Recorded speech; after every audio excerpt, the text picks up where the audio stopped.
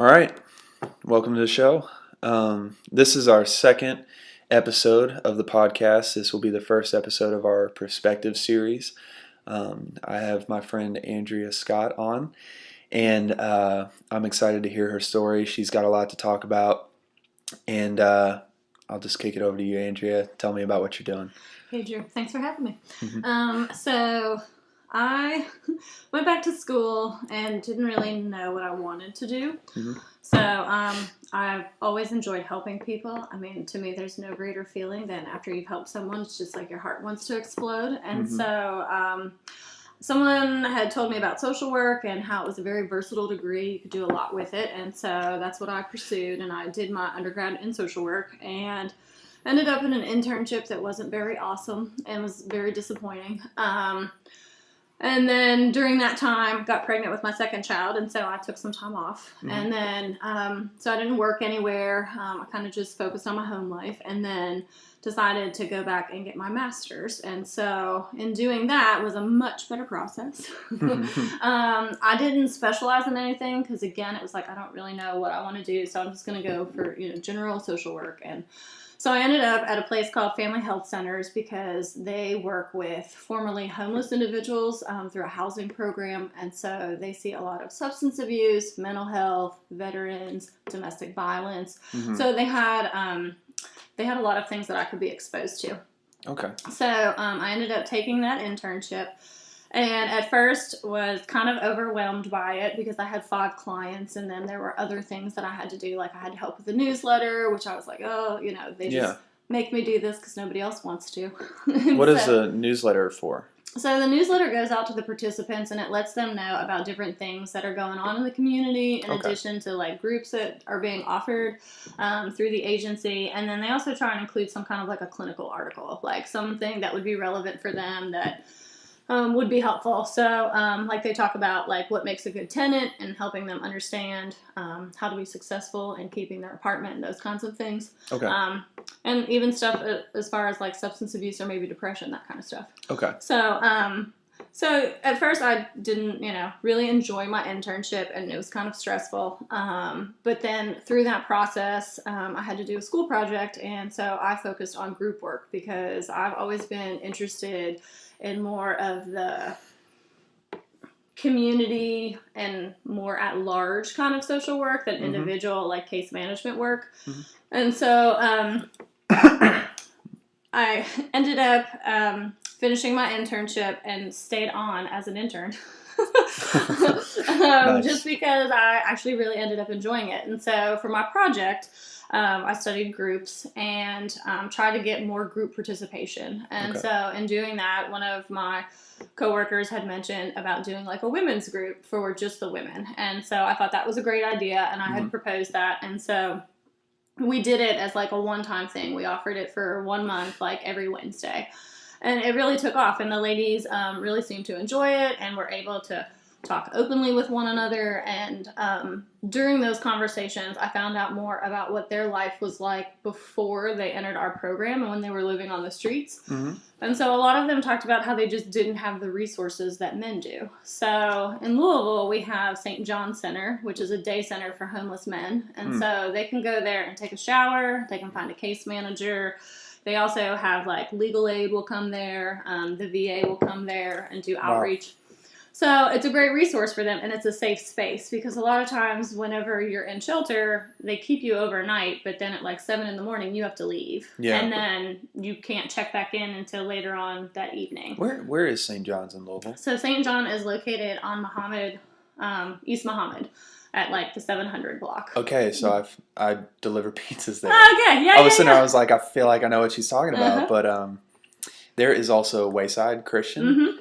And I literally am driving up and down that street all the time. And when it hits like 11 or 12 o'clock at night, there will be like a line of homeless men underneath the bridge with sleeping bags just lining and I'm sitting there, I'm like, I wish I had some extra pizza. Right. At least, but it's, But. I will say that the city is very awesome and that I've met a lot of awesome people. And so one of the individuals we met her name is Tiny, and she works at St. John, but she also has formed her own nonprofit, and we help and do some outreach with them when we can. But it's called the Forgotten Louisville.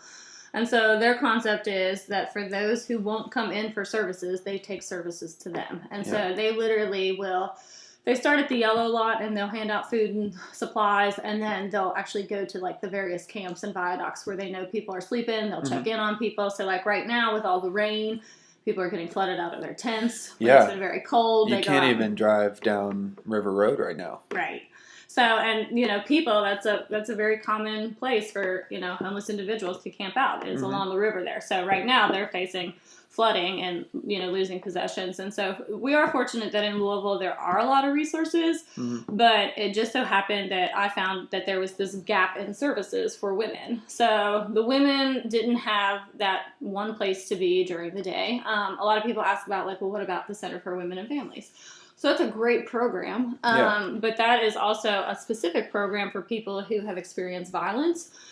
So whether it's intimate partner violence or domestic violence, but a lot of times they also run full, and then they only can take people who are in like very lethal situations, who are very vulnerable and like actively fleeing a domestic situation. Right. So I found out just recently that even though we have two big shelters, the Salvation Army and Wayside Christian Mission, who have room for families. VOA is another one. But they're also usually very full because they're a really good shelter. We call them the Taj Mahal of shelters. But so they're it's a great organization. But so we found out that, there's the single point of entry that you call. It's a number, and they basically can tell you what beds are available at what shelter. So that some shelters weren't running full all the time, and some were having beds open. So this way it was, it was a more thorough way of doing it. But on any given night, there are usually at least 40 families that are on that wait list and have nowhere to go. So if it's white flag, if it's under 32 degrees, or if it's above like 100 degrees, then shelters can run over capacity, and they're not supposed to turn anyone away. Right. So, but obviously on days like today when it's warmer, I mean, that's not an option. So their only option... But it's like it's still raining. And cold. And like cold enough to be sick. Right, exactly.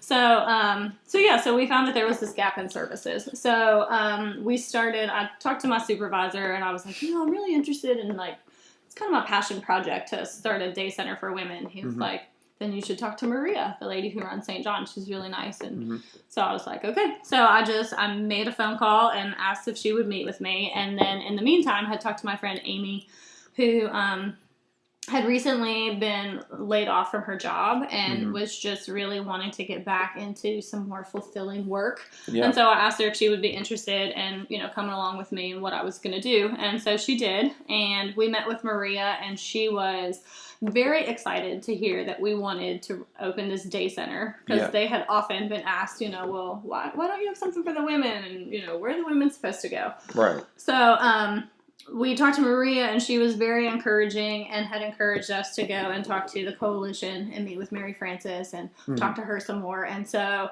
we just kind of continued down that path. So every time we would go and talk to someone, they were like, yes, that's great. There is a need in the community, and you should do this. And, we're excited you want to. And here are some more people that you should talk to. So it was like the doors just kind of kept opening. Yeah. And so before we knew it, we had put in an application to meet with legal aid so that they could help us in filing our 501c3 paperwork so that we could become tax exempt. So we applied for services, and we were accepted, and we ended up with a wonderful attorney, Eileen.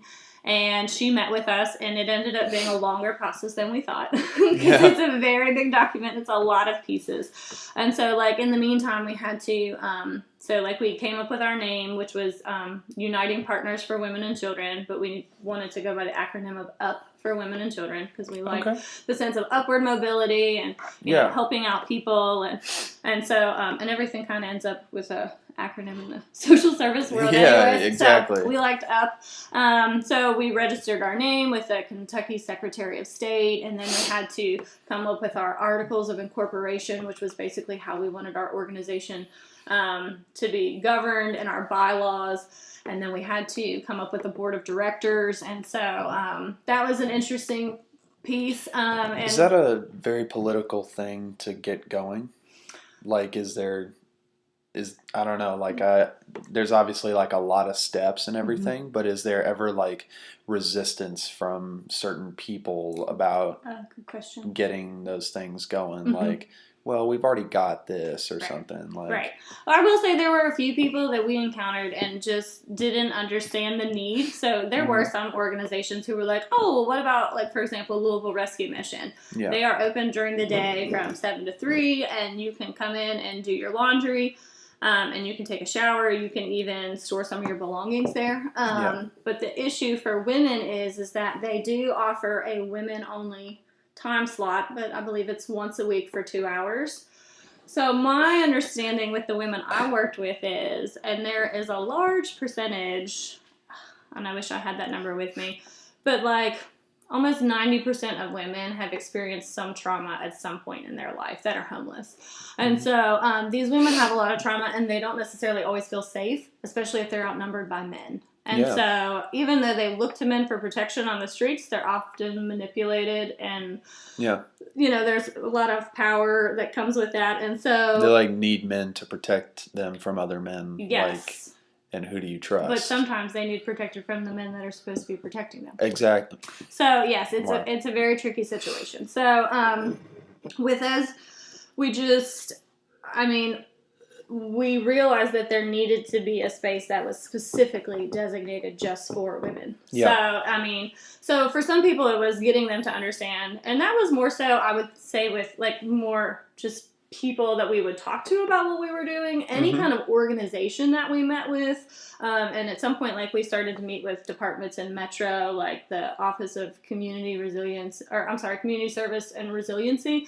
So we met with them, and then like we met with a few of the council members, and so we didn't meet any resistance from them. And what was surprising for us, and my friend Amy mentioned that she didn't know if it was because we were coming from a nonprofit part instead of a business piece, because she had always experienced the business world where it was like there's a lot more competition. Yeah. Where in the nonprofit world there seemed to be more of like an open arm and a very encouraging. Yeah. In fact, we ended up with a tagline of empowered women, empowering women, and that's really how we felt in going through this process, was that we've been very empowered by the people we've spoken to, and that our hope is to empower these women. So we didn't meet a lot of resistance. There were some kind of bumps in the road along the way, but actually kind of minor considering all the steps that have gone into it. So, like, even when it came to putting a board of directors together, you know, sometimes that's hard to get people to join and want to do. Yeah. But one of the gentlemen that I used to work for at Family Health Centers was one of the first people to step up and say, you know, if you need help with your board of directors, I'd be happy to help. And we knew that we wanted people that were like-minded and would really support what we wanted to do. So we had asked Tiny from the Forgotten Louisville if she would join our board. So we were like, yay, now we've got 4 people on our board. And so as we've gone through the process, we've met more people. And like, I've talked to a professor, and now she's on our board. We just recently had an attorney join. And so we're up to 7 members, but we're still in the process of trying to expand, especially with like what people can offer. We have a lot of social services that are covered, but I mean, like, you know, we have someone that's with finance, but someone with like marketing experience, legal experience, like there are a lot of different pieces, and it's great to have that knowledge on your board. Yeah. So we've been working through that piece, but so we submitted our 501c3 paperwork in October, and we received our status in January, so that was really exciting. Nice. So when we finally received that status, we were able to start applying for grants. So that was fun for me, because I did learn that in school, and I had practiced that in school, but this was like the first time I was actually like really applying for a grant. Yeah, this is like, it's big time now. Yes.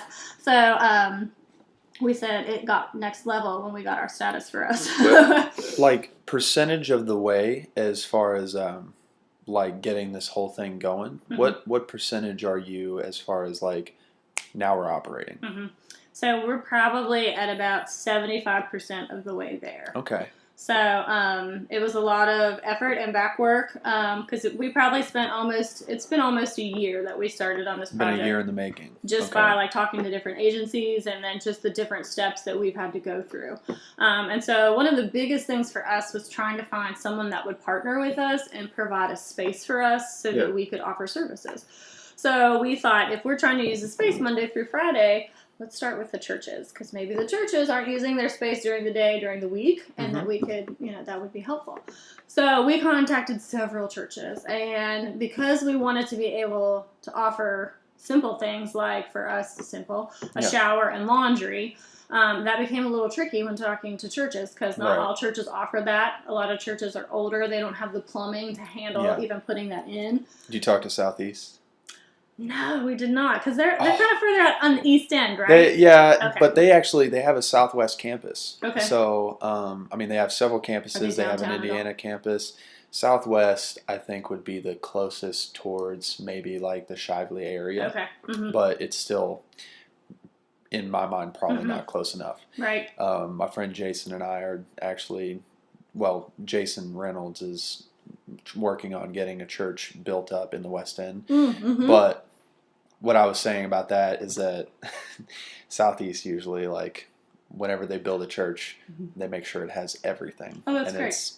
But you should get in touch with Southeast, too. We definitely will. That's kind of our next piece, is connecting with more churches, because we know that churches, they love to help the vulnerable populations. And so whether that means providing like a bagged lunch for the ladies as they're leaving during the day, or coming in and offering some kind of a class, because that's another thing that we want to be able to keep the ladies, their minds busy, give them something to do, but, also build some skills as well. Yeah.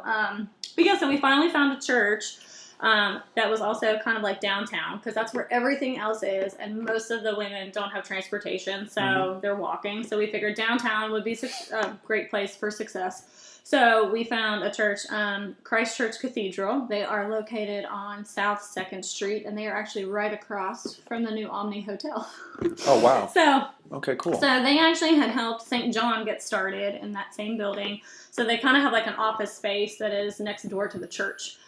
And so we meet with them next month to kind of finalize our contract with them, because one of the great things about this church is that they have space that we can use to provide outreach and case management, but they also already had a shower and a washer and dryer in that space. So Fantastic. It was like, yay! Yeah. So then one of the bumps that we hit was when it came time to have the fire marshal come and assess and say, hey, how many people can we serve in this space? They were like, oh, well, you're going to need a different permit for what you're trying to do. And so it's like, no. And I tried calling people. And so I just ended up going down to the office, and I talked to the guy and explained what we were trying to do. And he was like, oh, okay, well, then let's work with the floor plans from the church. So I ran and I got those, and I came back, and ironically enough, the space in the basement on the floor plans is listed as outreach. And so I was like, how perfect, because that's exactly what we'll be doing in that space. Yeah, exactly. So then he gave the okay, and we were able to proceed. But for a minute, it got really hairy. Like, well, how long is it going to take? Because you have to go through Metro Council and draw up plans. And That's it was like, crazy how much paperwork has to go into it. Yes. Like, I'm not even going to act like I'm educated on some of that stuff, but either. The 501c3 PO papers.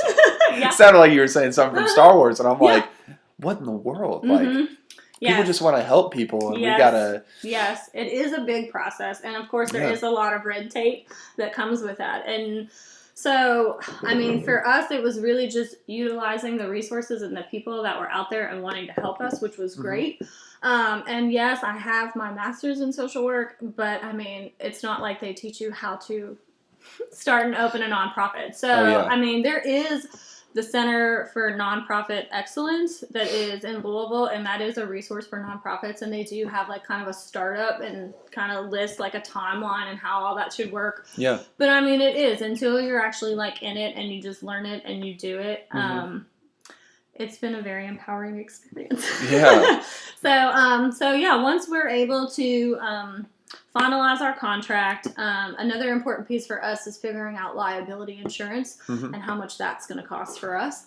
And then we should be hearing back. We've applied for a few grants on our own. We've been fortunate that Family Health Centers and the Coalition for the Homeless have applied for grants that they will contract us to do the work. So essentially they would be applying for the money, and they will report on that grant, but we would actually receive the money so that we can provide the services.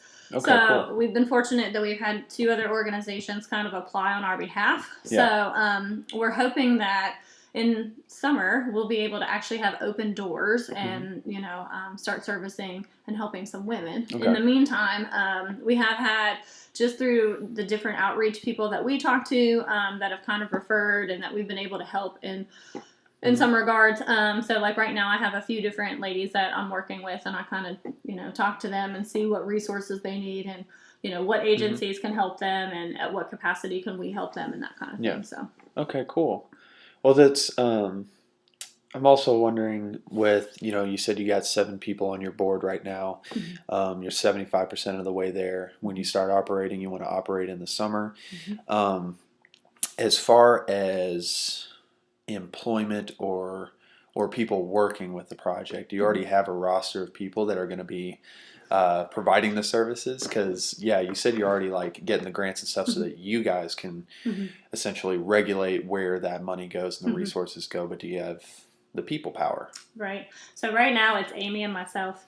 Wow. So we do have a list of like maybe 40 volunteers. Okay. And I will say that for the most part, we learned from St. John that they have about 10 employed staff, but they run off of 180 volunteers for the year. And they're open 7 days a week, and they're open from 7 to 3. Yeah. So they have their volunteers work in 2-hour slots. They feel that that's really helpful because it keeps them fresh and no one's getting bogged down by... Right. So we plan to model that and do kind of like a 2-hour volunteer window.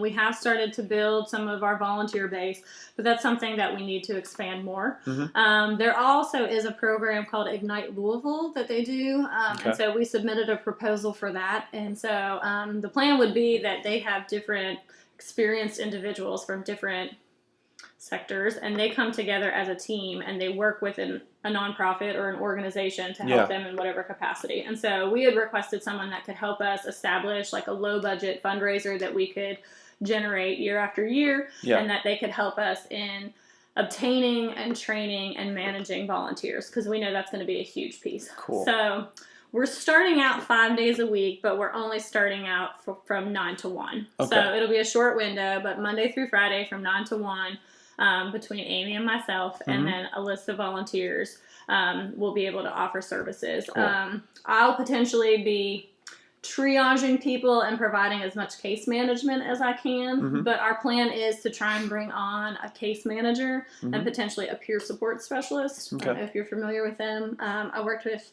peer supports through family health centers, and that is a really awesome program. So they kind of help provide some case management in some capacity where they'll, help them with resources and stuff.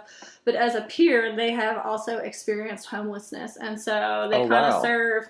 they have either maybe some mental health or some substance abuse, but at some point they've experienced homelessness. And so they're able to serve as a peer and a mentor to the women that we would be working with. That's always something like fascinating to hear about, is when somebody experienced homelessness and now has gone from that to a not only contributing but like benefiting member of society that's able to pass it on. I always think to myself, like, and this is sadly my ignorant perspective, but whenever I see somebody, like if I'm driving down like Jefferson Street or something, there's always somebody that is on that corner. Always. And it's like, I'm like, that's that person's life. Like I want to give them some change out of my pocket so I know that they can eat and stuff. But I'm always like, man, what is that guy, going to do? What is that girl going to do? And now, like, to know that there is like a rehabilitation process almost, to know that like that's possible is like all the more encouraging, because it's, I don't know, it's people, I think, and what I definitely want to, give to the audience with this podcast is that the fact that we are so accepting in our country of homelessness is astounding, because it's like, if you ever just say that out loud, you're like, homelessness is a thing. People in 2018 don't have a home. Saying that out loud kind of just like, if there was like, I don't know, I always kind of picture like civilizations outside of Earth or something. Like maybe what if like aliens were looking at us and they come down here and they're like, wait a second, what are all these people doing? Right. And they're like, oh, they don't have homes. They're homeless. And they're like, what are you talking about? Yeah, it is hard to believe that this problem still exists. And unfortunately, until we start paying a living wage and until we start having affordable housing, homelessness is going to exist. I mean, just people can't afford to live. I mean, it was always interesting to me. I grew up in a house that there was very much this deserving versus undeserving population when it came to benefits. And so it astounds me because I've worked with this population, and it's like, if you receive disability, that's $750 a month. That's it. Tell me where you can live to pay rent and have money for groceries and utilities on $750 a month in Louisville. My rent alone for my apartment is $750 straight up. See? So it's like, and there's a giant hole in my ceiling, and there's bugs, and I live in a basement, right? And it's $750. Yeah, I think and probably not downtown. No, it's in Clifton, so it's by the river, right? But it's I mean, it's just it's insane. But I saw a statistic a while back, and I don't know if it has changed or not. But somebody told me, and I'll have to look this up later, so don't quote me on it. But somebody said for every homeless person in America, there are 6 abandoned houses. I believe it. And I'm just right. That's staggering. Totally. To me, it seems like there should be the resources there, but we're not coordinating them properly. So I will say that we ended up, not too long ago, there was a homeless camp that was cleared. And that made the news, and that made the mayor look bad. So in response to that, they've created a task force that focuses on the homeless encampments. And so myself and Amy are on that task force, which is great. Cool. So what's cool from that is that they have 3 subcommittees, and one of them is specifically outreach, and those are all those wonderful organizations who are boots on the ground and go out on their own time to help homeless individuals. And so they are identifying them by name and where they're sleeping and trying to link them with resources so that they're no longer sleeping out on the streets. Yeah. There's a second subcommittee, so there was an ordinance that was recently passed after a lot of discussion. But it's a 21-day ordinance, and so that gives them protection so that they can't just decide they're going to come in and clear up a camp. So the said reason for cleaning these camps is because right now we have a hepatitis A outbreak, and so that is spread through fecal. Yeah. And so, unfortunately, a lot of the camps are not very clean, not very sanitary. So it's just literally just a lack of people sanitizing things. And for them not having the resources to have a place to use the restroom or somewhere to dispose of their trash. So the reason was to come in and clean these camps because of this hepatitis A outbreak. Yeah. Well, unfortunately, that wasn't done well. So now with this ordinance, it's saying if you're going to come in and clean up a camp, then there needs to be posted notice that within 21 days, after 21 days, this camp is going to be cleared. And so then one of the other subcommittees meets, and that's to line out that process. Like on day 1, what happens? Day 2, all the way through the 21-day process, who are we contacting and who's serving what piece, so that it's the same process.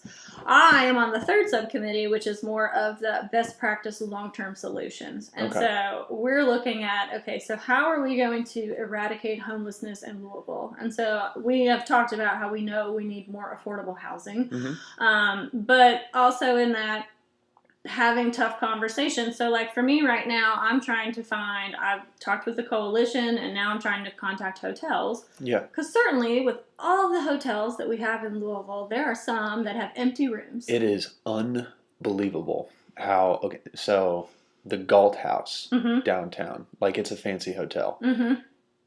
They have like 2,000 rooms. Right. And I'm like, there's no way at any point in time this hotel is full to the brim. There's no way. There was some sort of Future Farmers of America thing going on where all these high schoolers were there. Still wasn't full. I knew it wasn't full. So I had asked the coalition, I'm like, is there some way that you all could provide like a tax receipt and consider it like if they donate a room so that we can get a family in a safe space, because I encountered a lady who had children and they were old enough, they were in school, and it was not a white flag night, and they had nowhere to go. And so I said, so I talked to the Common Assessment team. They're the ones that do this assessment to see how vulnerable they are so they can get them into housing. So it's kind of like a rated system. But so, in talking to him, he was like, well, they can go sit in the lobby of Wayside for the night. And I was like, to me, that was not an acceptable answer. Like, there are 4 children that need to be able to get sleep because they have school tomorrow. So, like, they can't just be sitting up in a lobby for the night. What the people heard you ask was, hey, where's a roof? And they were like, oh, this lobby has a roof. Right, exactly. And I was like, to me, that wasn't acceptable. No, it's not, yeah. So then what I did in turn was I bought a hotel room for a week for them to stay. Not through UP, but just on my own. Because to me, that wasn't an acceptable solution. So now what I'm trying to do is form more of and understand how a partnership can work between either the churches or the hotel systems and how we can provide a safe space for these individuals to be, because they are children and they do need to be able to sleep and they do deserve safety. I mean, everyone deserves that. And unfortunately, we just don't have the capacity right now to do that. And so, like I said, I just think there are a lot of resources. And so that's a big part of what this task force is about, is that, there are a lot of different agencies that are dealing and addressing this problem, but they're maybe not all communicating properly. And how do we do that? Do you ever think that, like, those agencies and maybe our government and whatever task force are put on are spreading themselves too thin to try to, they're not prioritizing the right things at the right time, maybe?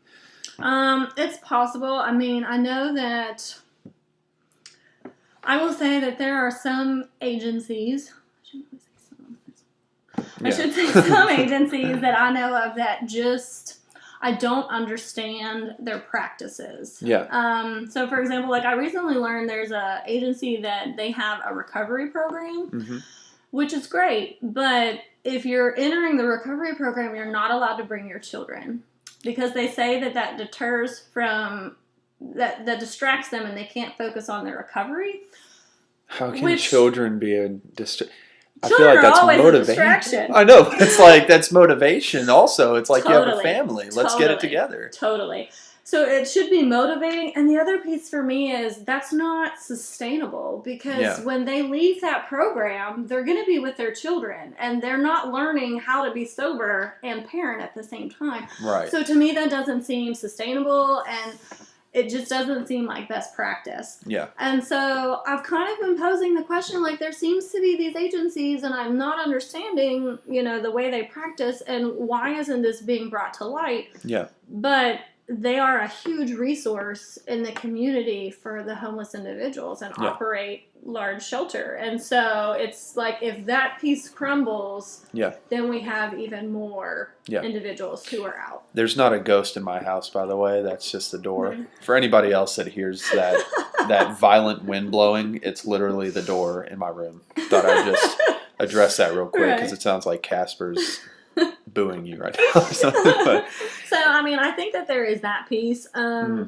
I definitely think that agencies are kind of spread thin, just because of, I mean, most caseworkers you talk to, or any CPS worker that you talk to, they're very, it is very spread thin. So I think that especially in the nonprofit sector, that's why they were so excited that there was another resource that was coming. Because we kind of posed that question when it comes to funding. Like, we know there's limited funding. Is it going to be... Are we going to get some pushback because we're going to be trying to, take from the pot as well? But right.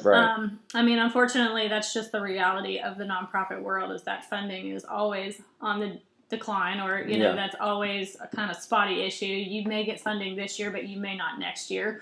I will say it was encouraging to learn through the Center for Nonprofit Excellence that 90% of nonprofits are funded through individual donors. So even though you get big grants, I mean, really it is people like you and I who are really, sustaining nonprofits. So that was what determines with the grants whether or not you get funding in the next year? So there is this process of filling out a grant. And normally in that is, they'll ask for pieces like your budget, who's on your board of directors, are you in good standing with Metro government, with the Kentucky state, that kind of thing. But really, it is what are their goals and objectives and what are they trying to address and how are you fitting into that piece. And so you kind of have to think of it almost like a paper that like you want to address the concerns that they are wanting to address. And you need to give as great of an argument as you can for your agency and why they should fund you. So you have to show the government why you're so important. Pretty much. As opposed to the next person. I will say, yes. So I will say that we applied for 2 grants through HUD. So that is like government funding. But it is Metro who handles like the actual process. Okay. So normally once you submit that application, if you've completed it properly, because that's one of the, if you haven't completed it properly, then you're automatically just thrown, it's thrown out. But then the next piece is they have a panel, and that panel will review them, and then they'll kind of score them, and then they decide who's going to have the funding. You get scored on how important it is to help homeless people. That's nice. So unfortunately, like I said, there is never enough to go around. But I will say that, like, we've done a few different events. They have Stand Down, which is like a 1-day resource fair that they hold at the Salvation Army. I think we did that in like October. And so we just got on Nextdoor and asked the neighbors, like, hey, this is what we're doing, and these are the items we're trying to collect. Would you be interested? And we received a ton of supplies, and we served over 100 women and children that day just with pads and tampons and hygiene wipes and diapers and shampoo, that kind of thing. So people, I think, are very eager to help and want to help, and sometimes it's just a matter of when you go through and you clean out your bathroom and you find that you've got like 13 bottles of half-used shampoo that you don't really need anymore. What do I have and how can I give it? So that's one of the pieces for us in trying to figure out with different agencies. Another way for us to be more sustainable is how can we offer services that are maybe being paid for by another agency. So, for example, Volunteers of America, they do HIV testing and they do outreach. So, like, we can schedule someone to come in and offer that service. I recently met with a lady from Passport. She was awesome, and she, explained to me that they can come in and they can have people help sign up people for Passport. They can provide information on what Passport offers, and that they also have like an app that they use that kind of lists different resources so that they can even come in and help us as we're getting started and helping people identify resources that they can be utilizing.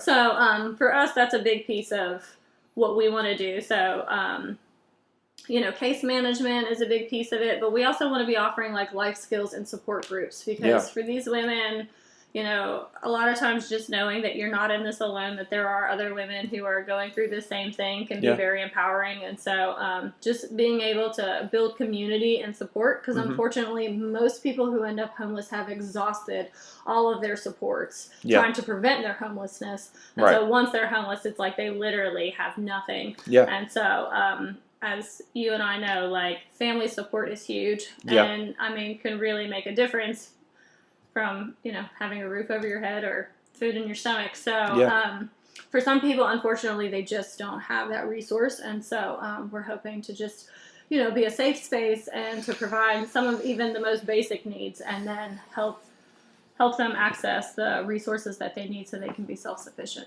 Okay, cool. Well, I want to ask you about yourself in particular. Your life experiences and everything, and your upbringing. What did you go through, or what about you has given you such a heart for this? Good question. I don't really know. Like I said, for me, I think that I just have always kind of had a tender heart and have always enjoyed helping someone in any capacity, really. I've always enjoyed volunteering. So even though I had children or I was in school and I wasn't really working, I would always volunteer somewhere, whether that was through the library or I volunteered with Girls on the Run. That was really fun. So I guess that's just kind of who I am. I've just always enjoyed I've enjoyed helping people, and I feel that for me, and like I said, the house I grew up in, not that it was a bad house, but there was this deserving versus undeserving, and for me, I don't know how I became so unjudgmental. Yeah. So, I guess for me, it's just like the more I talk to people, I realize that I don't have the right to judge anyone because I don't know the homes that they grew up in or the life that they live or why they are that way. Yeah. And so for me, it's just really coming from a place of trying to be compassionate and loving and kind. And so a lot of times I think that gets me pretty far in life. Yeah. And just kind of, just my personality of being more on the upbeat side of things. So sometimes just having a smiling face and knowing that someone is in your corner. Yeah. So yeah, I think for me, I've always enjoyed that, and it kind of gives me an adrenaline rush whenever I'm able to help somebody. Nice. And so I kind of crave that and want to do that as much as I can. And I think that because I'm fortunate, I grew up in like a middle class family, and then when I got married, my husband's a physician, so we're more on the upper class side of things. And I feel very fortunate that I have so much, and that as long as I can, I will continue to give as much as I can. Nice. Just because I'm fortunate to do so. Yeah. Mm-hmm. To those who have been given much, much will be asked of. But that's really cool. For the audience that's listening, if they want to help, volunteer, donate, any of that, do you have a website or anything? We do. So that was another thing that we had to to get going during this process. So there's marketing materials, there's websites. So yes, so we are at www.uplouisville.org. And so you can learn more about us and who we are and what we do. But we also do have like a volunteer page and we have a donate page. So yes, right now we're in need of money because we need to get this off the ground. And so I'll leave that website in the description of the video as well. So so for us having funding, just because we're considering kind of starting a No Child Sleeps Outside campaign, to where if we can kind of specifically raise money that we could use for like hotel vouchers for people, so that people who are in situations and have no safe place to be have a safe place to be. But other things, just like helping people obtain their ID or their birth certificate so they can get to the next step, that's huge. And for us, we're just getting started, and so we need to have money to pay for our rent and our liability insurance and our utilities and that kind of thing. So financial contributions are great, but we also will need a lot of volunteers. And so anyone who wants to come volunteer, we will use. We're working on background checks right now and where to obtain those, because especially since we'll have children at our agency, we want to make sure that everyone's safe and we do background checks. Right. But I mean, if there's an older lady who maybe can't stand very long, needs to sit, or someone says, well, I can't really lift anything. I mean, if someone wants to come in and play cards with the ladies or offer like a sewing class or, anything, we can really use volunteers at all capacities. So get some schools to do some service projects. Absolutely. So we know that like if we talk to the nursing students, they can come in and offer some things. Social work students can come and offer services. So we're linking those pieces, but yes, we'll definitely need some more manpower, and definitely just like friendly faces, someone who can, come in and provide some warmth and a nice smile. That's nice. That's nice.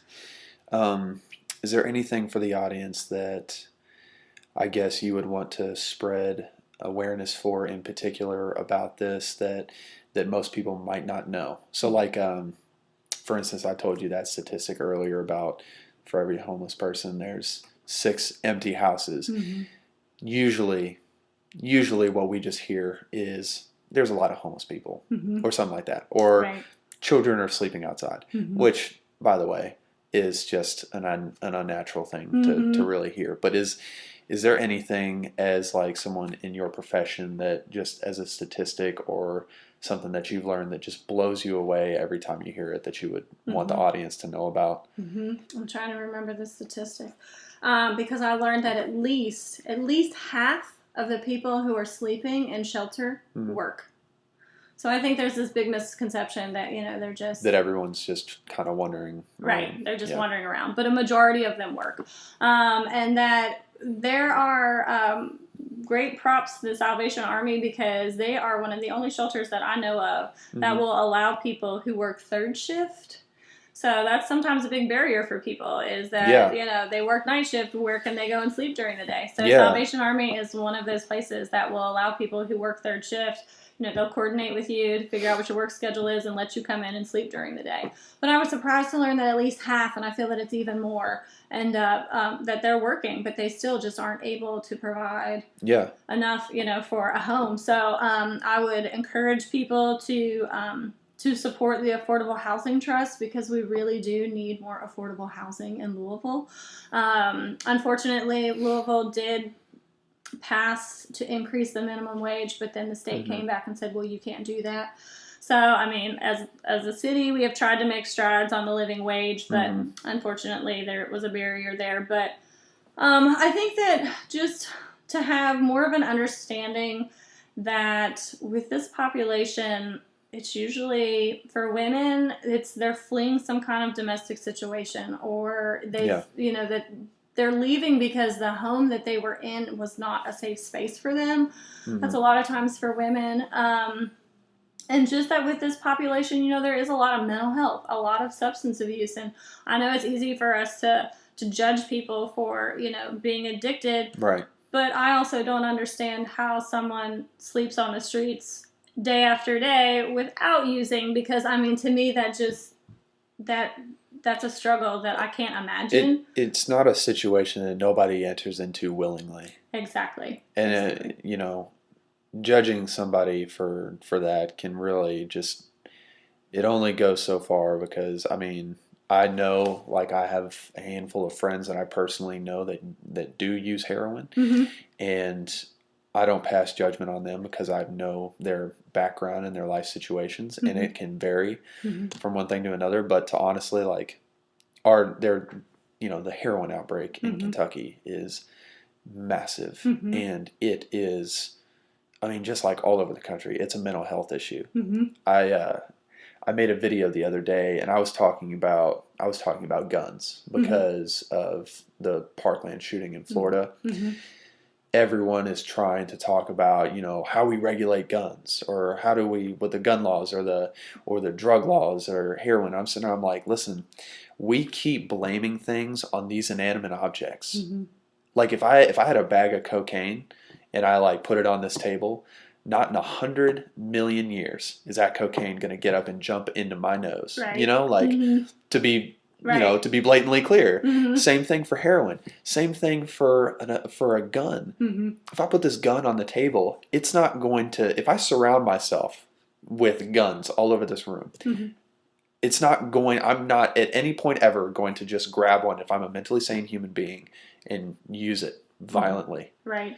Like this kid that took all these lives, in my mind, they talked about how he had made comments on YouTube videos on how he wanted to be a professional school shooter, just saying these vulgar things. And nobody, not his parents, not the school, not the teachers, no psychiatrists, not even the FBI who monitors things like that on the internet. Nobody paid attention. And everyone's like, it's the guns. And I'm like, no, it's our mental health. Right, that's a big thing. This country suffers so much from mental health issues, and that's what endangers our children. That's what puts people on the streets. And the second we stop, talking about how dangerous the inanimate object is, and we start catering more to the mental health of people, because the stigma. This is a stressful place. Life is becoming more and more stressful, period. It was just more stressful than it was in the 50s, and that's the truth. And so, you wonder why, like, other countries are, like, patenting down these things. Like, I think it was like Norway or Sweden that made heroin legal. They regulated it. Right. They taxed. They did whatever they had to, but they made it legal. And they're eradicating it. Yeah. And I'm sitting there, I'm like, there's a lot of things that contribute to homelessness. There's a lot of things that contribute to a lot of the problems. But I believe that it starts with the health of the American citizens. And for sure. That's definitely something that you guys are contributing to with the rehabilitation of these people, giving them opportunity to rebuild their lives in a positive way, which is very admirable. Thanks. But I will say, when you mentioned other countries, one of the things that I don't know if a lot of people know about, and I learned about it through my internship, is the housing first model, and that's how a lot of other countries have used to address homelessness, and it's brilliant, really. It's just finding the affordable place to put individuals, but the housing first model is different from an abstinence-based model, so some programs operate where you have to get sober first before they'll place you into housing. Okay. Housing first says you give them a home first. Yeah. You address the most basic need first, and then when they're safe and in their own place, then you can start to address through case management, substance abuse, mental health, and all those other things. But until you give them that safe space to be, it's near impossible to get someone to focus on their substance abuse whenever they're still worried about, like, where am I going to sleep for the night? Or, you know, who's going to mess with me while I'm sleeping? Like, those kinds of things happen. So housing first is great, and it's also cost effective, because if you look at the cost that goes into our policing, our emergency rooms, just the different resources that they are utilizing, the cost benefit is astounding, because you can spend like a third of the money that you would by them being homeless by putting them into housing, by providing housing and some case management services. And 90 to 95% of those individuals who end up housed through a housing first model retain their housing. So, I mean, it really is a matter of just meeting the client where they are and saying, hey, you are a human and you deserve a safe space to be. For sure. What countries are putting this into practice that you know of? So, recently I looked, and Denmark, a lot of the European countries already do it. Denmark always has their act together. They do. Things. They do. Amsterdam, I think, is another one. I saw this actually. So we do practice housing first here. It started in Colorado. So some of the western states have put this into practice. But, I mean, it really is a great concept. And, I mean, the fact that the cost benefit is there. I mean, we really do save more money by putting people into housing and providing them the support they need, versus trying to push them into recovery and saying, okay, if you can prove to us that you can stay sober, then we'll go ahead and give you a place to live. It's like, it's just life doesn't really work like that. Yeah, so.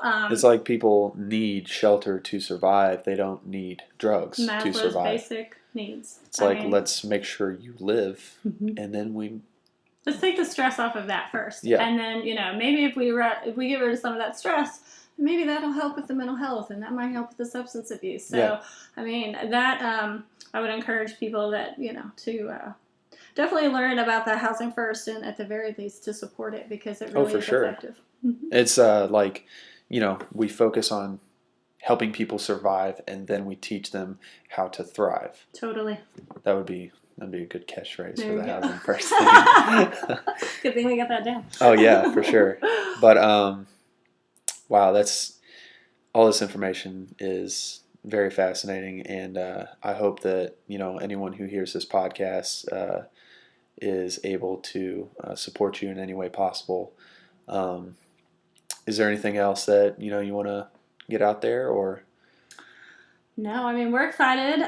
It's a little terrifying, you know, because like I said, it's Amy and I, but we're just really excited to fill this need in the community and just the support that we've received. And so it has been a very empowering journey, and we are looking forward to opening our doors and serving more women and children. That's fantastic.